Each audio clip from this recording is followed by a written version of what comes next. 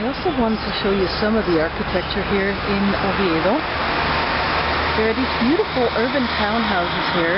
This particular section was built in 1914. I don't know if you can see that on this close-up, but I wanted to show you some of the detailing.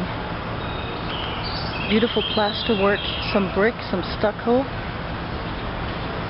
detailing, multicolored detailing. And here's another one.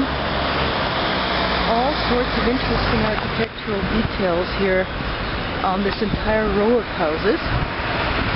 And they're all beautifully well maintained. There's many of them. But it looks like the early 1900s were a particularly prolific time for architecture here in Oviedo.